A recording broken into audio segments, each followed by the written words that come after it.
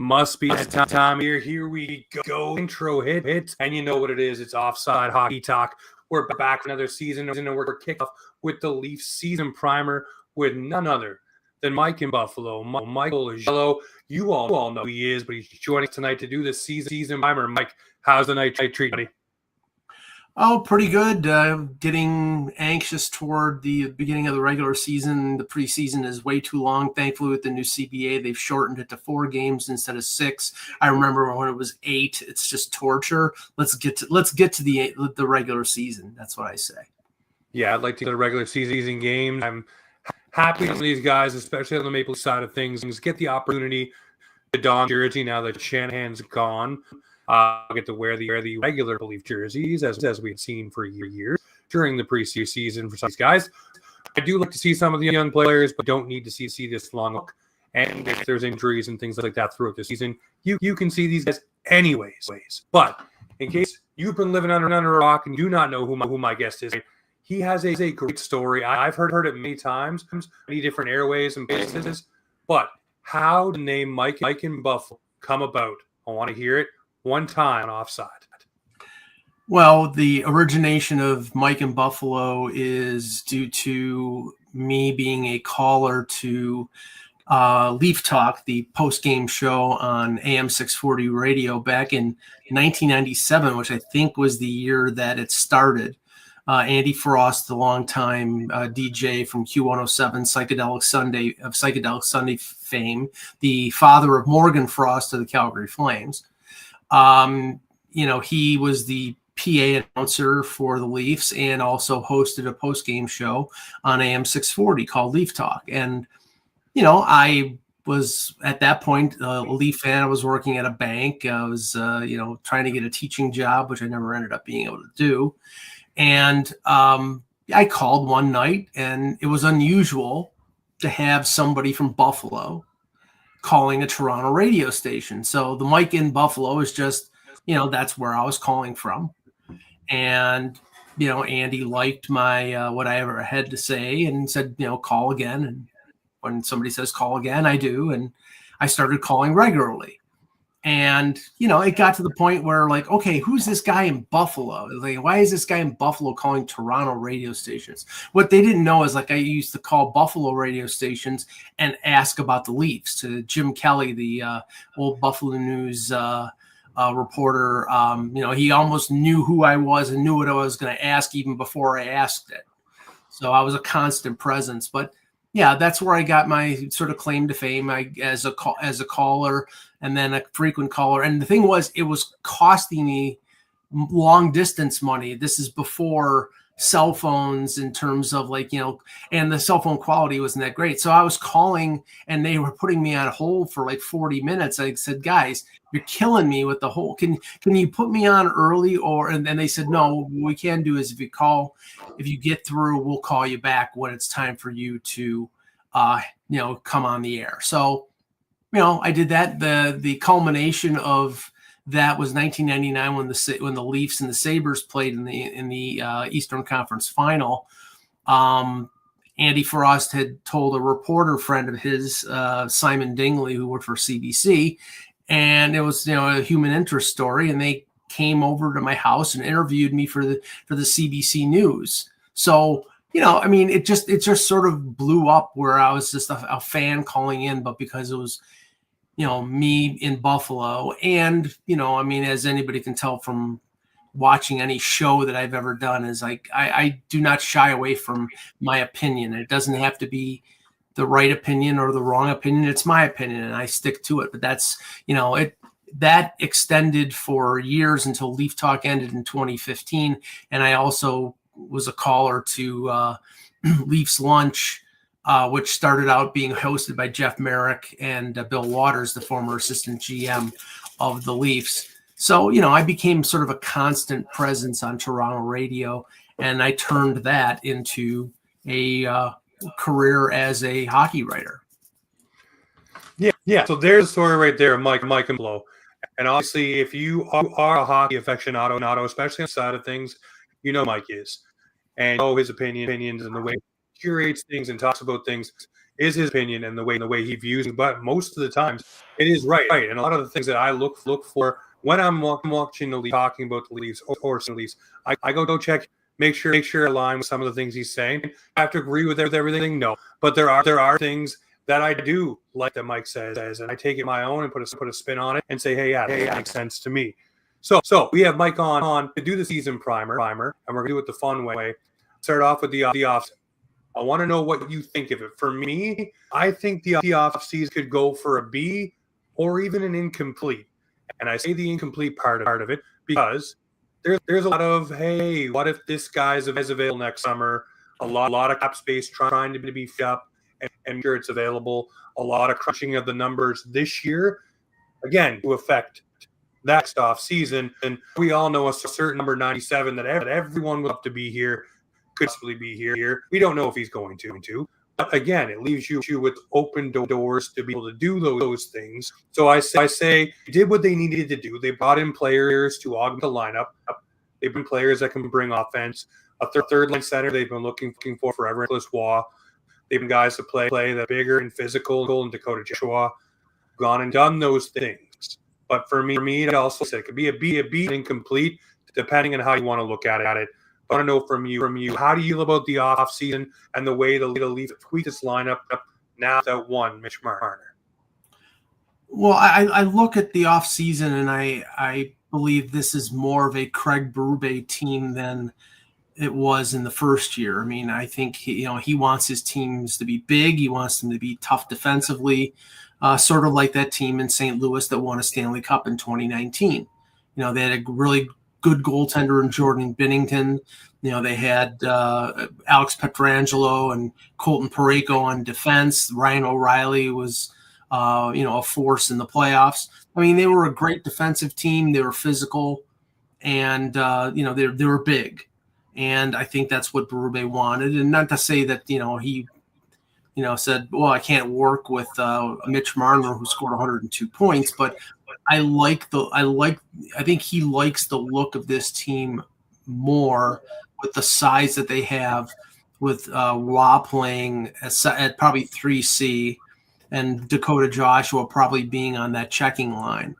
Now Matias Maccelli is a wild card, but I think it was a risk worth taking. They only gave up a third round pick for a guy who was third or fourth in Calder Trophy voting a couple years ago and had a 40 assist year 2 years ago, had a terrible year last year. Utah was looking to move on from him. I thought that was a risk worth taking.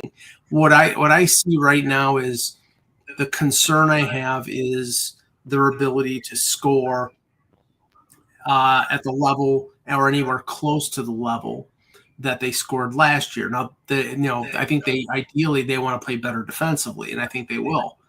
But they also need to compensate for the 100 points that has left with Mitch Marner leaving. I think there's the incomplete, and I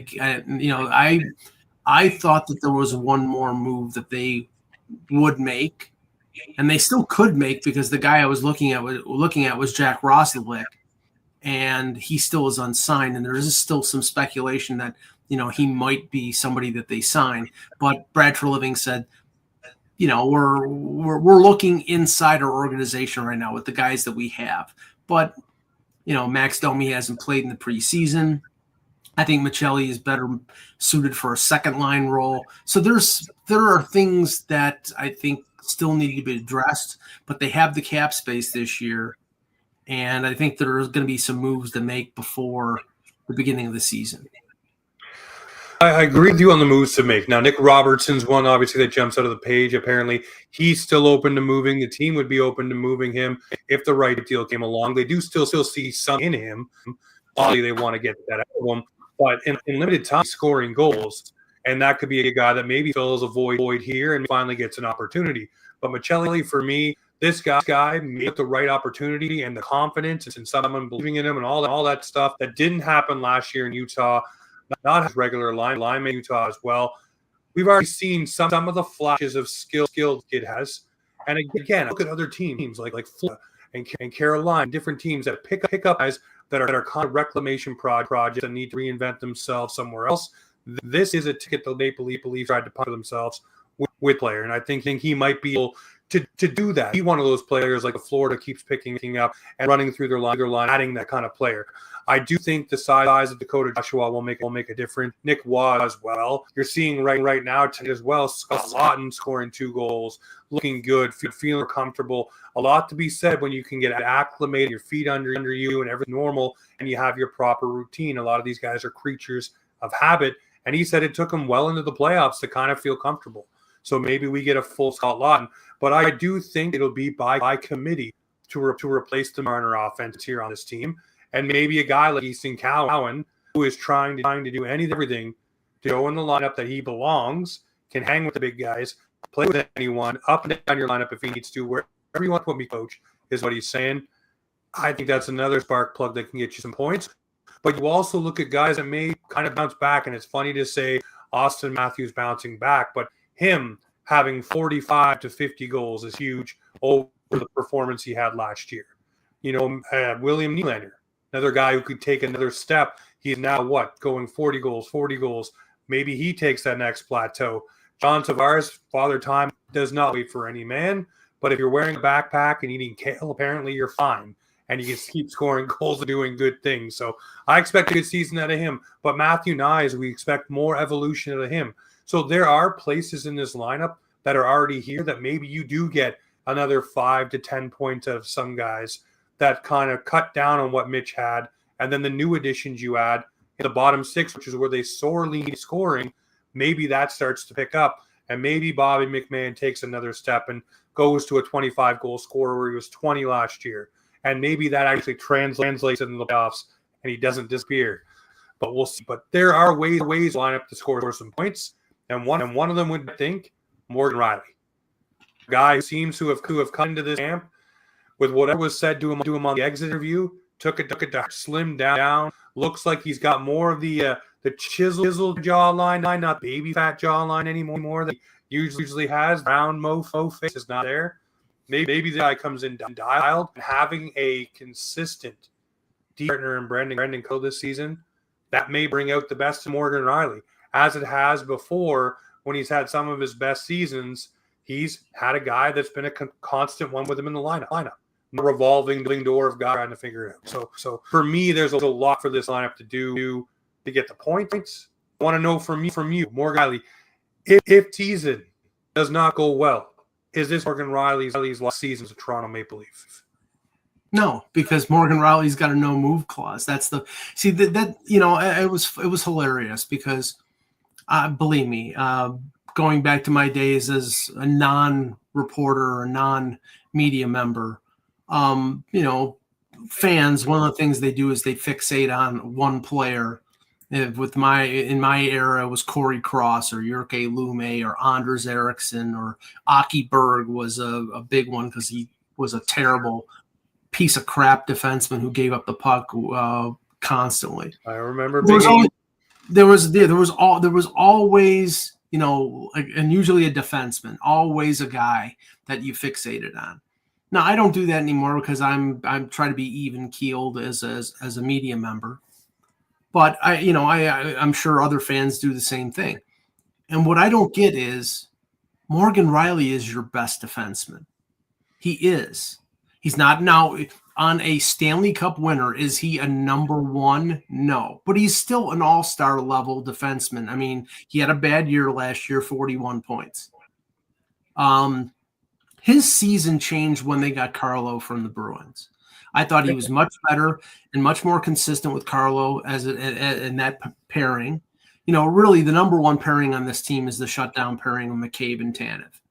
And that's not prototypical because they don't generate a ton of offense, but they shut the other team down.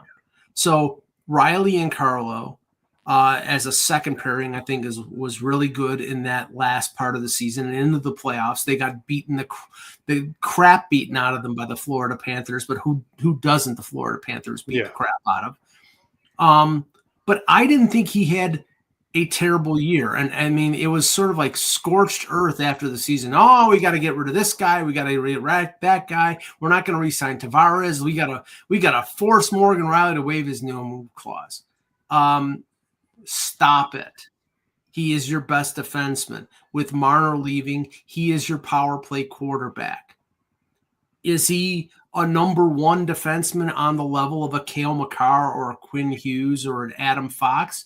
No, but he's pretty good.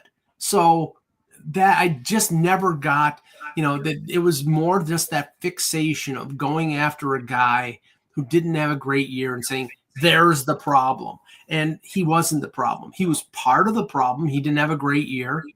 Was part, Austin Matthews only scored 33 goals. He was hurt all year. Yeah. He played hurt all year. He spent 2 long stints on the injured list, not IR, but on the injured list. He clearly was not right all year, and he still scored 33 goals. So, I'm encouraged by the fact that Matthews is apparently healthy, and that Riley came into camp 6 pounds lighter with a new attitude. I really think that the whole, them talking to Riley and him coming in with a new attitude, I think it's all sort of like window dressing. Yeah. It's BS. It's like, I think it's more just to deflect the criticism. If he starts out great, they'll say, oh my God, he's a new man. And if he plays like he did last year, they'll say, oh, this guy sucks. And it's like, neither one is the case. He's a good defenseman. He doesn't, he gives up the puck every once in a while. But he's a good defenseman. So I think the criticism is a little misplaced.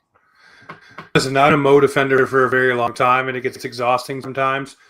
Especially when you see this guy, he's your offensive guy, so he's a power play quarterback now. Obviously, this season, I do think he'll be better. Also, last thing, guys, just so everybody knows, he's first child.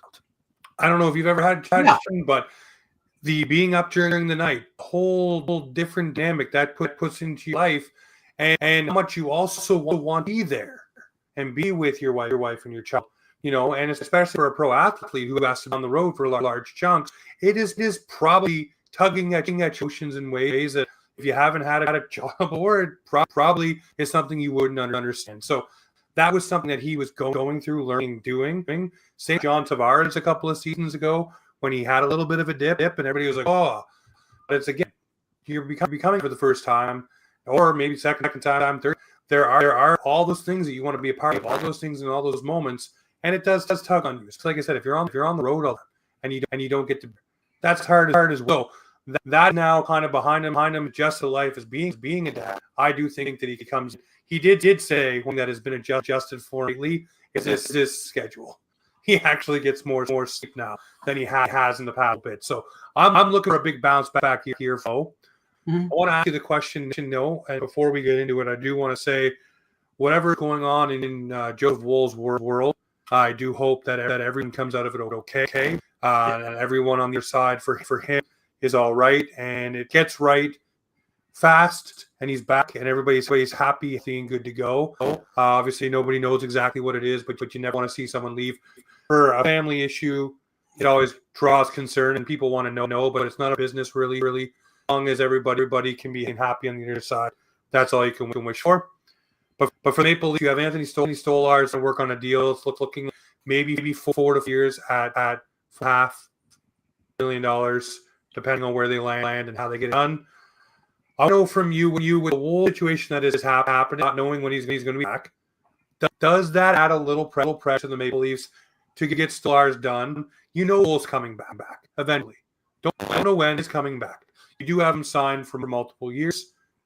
Does it add any pressure to get Stolarz done at a decent number to know that you have that locked in as well as your team is set?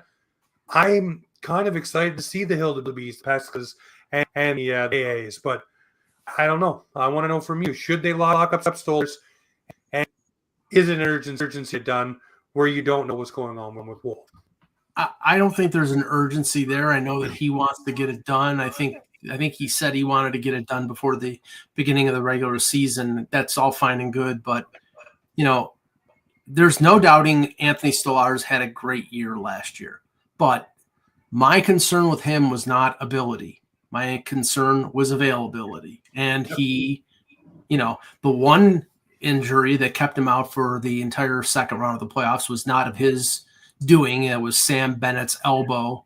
and his cheap shottedness that knocked him out. So he's not to blame for that. But the knee injury the knee problems for Stolarz has been chronic throughout his career. I mean, I know I at Hockey Hot Stove, our website, there are a number of writers, which is Bill Meltzer, who covers the Flyers, and he relayed the story of when Stolarz was with the Flyers, he hurt his knee getting out of his car.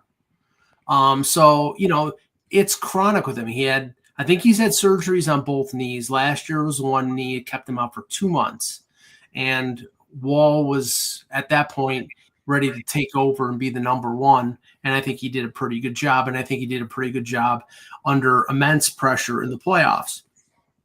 Stolarz is 31. He had a great year.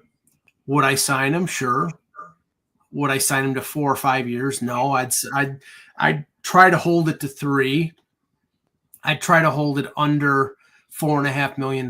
They may have to pay a little more because if they have a shorter term, they may have to pay more.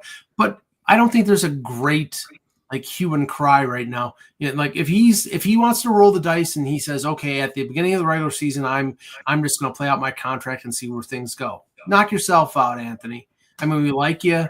You had a good year.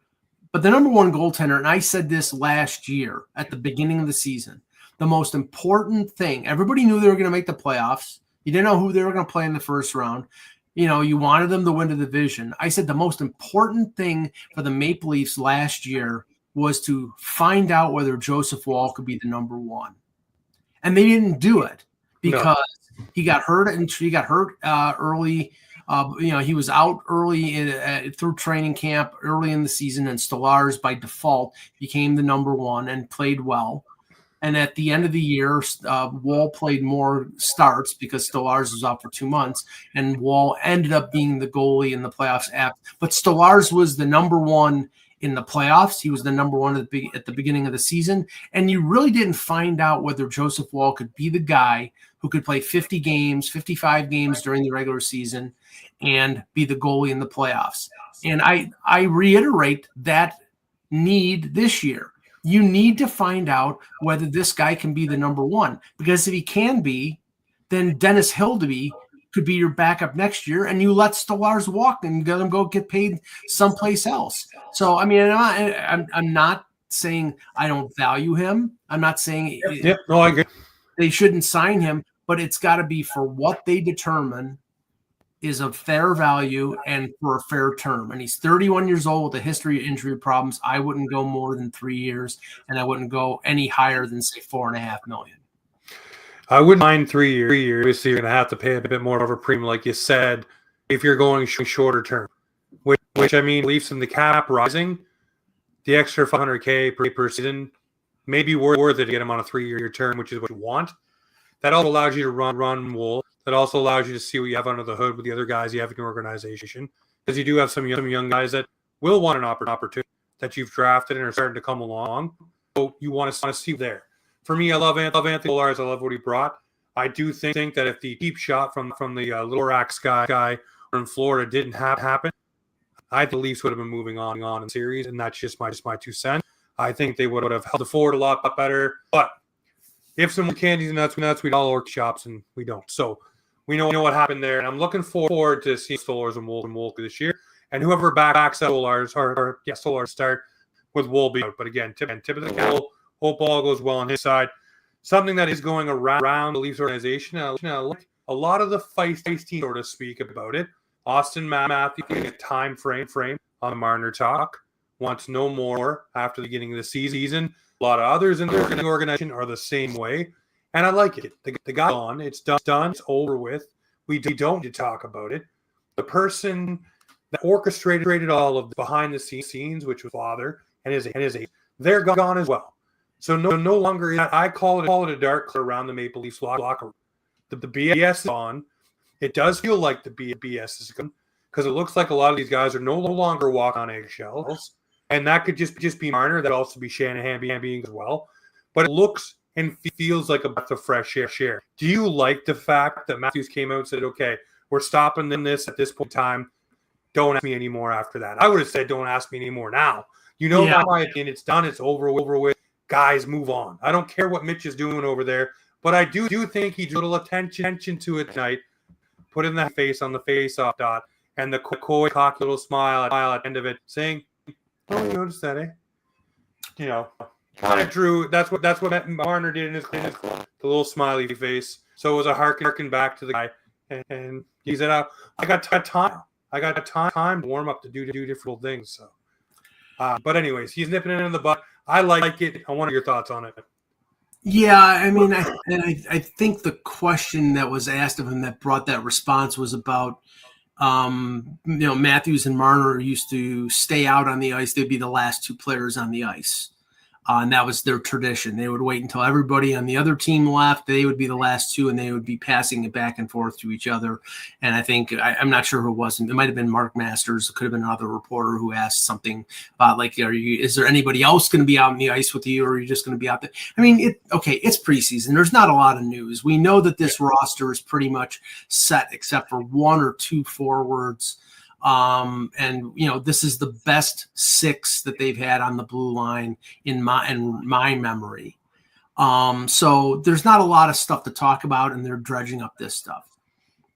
I think I've made it clear. I think they were better to move on from Mitch Marner. I think that Mitch Marner is probably a little pissed off that they decided they wanted to move on, because that was my feel on the whole thing, was that he wanted to come back, but he wanted the Leafs to pay. And they wanted the Leafs to pay as much as Matthews. And they weren't going to do that because Mitch Marner is not the player that Austin Matthews is. He's not the leader that he is. He's not, the man that he is, in terms of just being able to influence, his teammates. All you needed to know about Mitch Marner was that yelling and screaming bullcrap that he did in Game 7. He's like, wake the bleep up. Okay. How about, physician, heal thyself, because you didn't do anything in the second round against Florida. I'm sure the team, your teammates are looking at you like, okay, why don't you practice what you preach? So everything that I have heard is that it's a much more peaceful locker room. That there's a positive vibe. I mean, because all we heard last year was, is he going to sign a contract, or would he waive his no move clause? And then the story came out at the deadline that he blocked a trade to Carolina, which would have brought Mikko Rantanen to Toronto. And if you needed anything to, I would say, increase the disdain of Mitch Marner in the minds of the fan base in Toronto, that news really, I think, destroyed any remaining reputation he had. Now, I understand his wife was 7 months pregnant, but the whole thing was he needed to move on the previous year.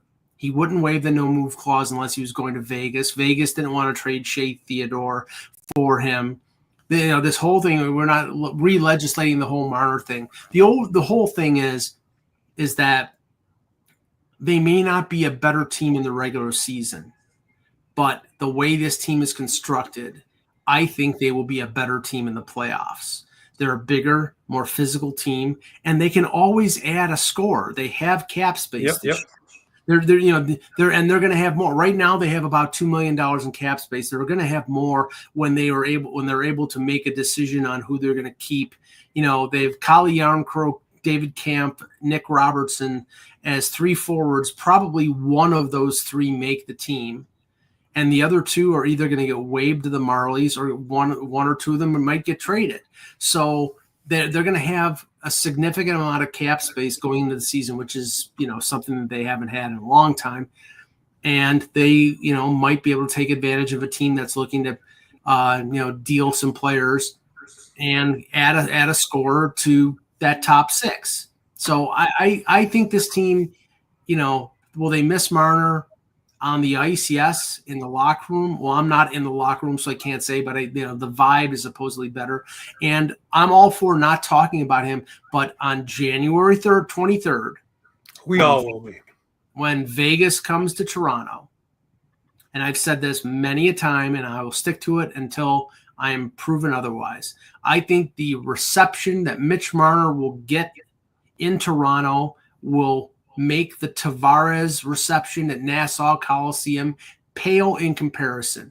His attempt to derive sympathy out of the situation when he went on the interview with TSN, and his agent Darren Ferris went on an interview with John Shannon and Darren Millard, was patently absurd and was shot down.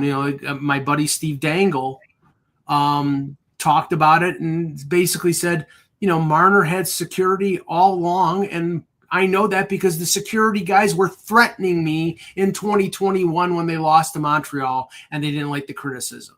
So it's like, I'm sorry. It's like, I'm not saying he deserved to have garbage thrown on his lawn. I'm not saying that he deserved any kind of abuse, but it was better off for both him and the Leafs that he moved on. And now I think, with what Matthew said, going into the season, somebody's going to ask the question if they lose 4 or 5 in a row and they can't score goals for a while, or the power play struggles. Well, do you miss Mitch? Of course they do, but you have other players and they can compensate for that. So, I mean, it's going to be a different team, a different feel. And, as I know fans out there, my brother is a big Maple Leaf fan, and I know a lot of friends who are Leaf fans. They're anxious to sort of see what this team can be without Mitch Marner. I think it'll be more of like I said earlier, some of the parts that are here and by committee, and this team is going to do well this season. I'll ask you this is the last question here. So the Maple Leafs this season, the Atlantic divisions have done certain little thing, move around and do stuff with their teams. Are the Leafs first, second, third are going to be a wild card team?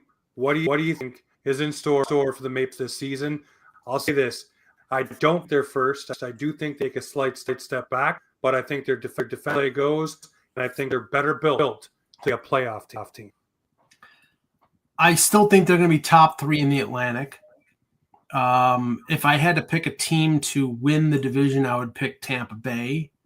Now the whole Vasilevsky thing going on right now, where he was out, not a camp. I mean, that's a concern, but I don't know if it was injury or whatever. But I mean, they're a team that's consistent. They have great top end talent.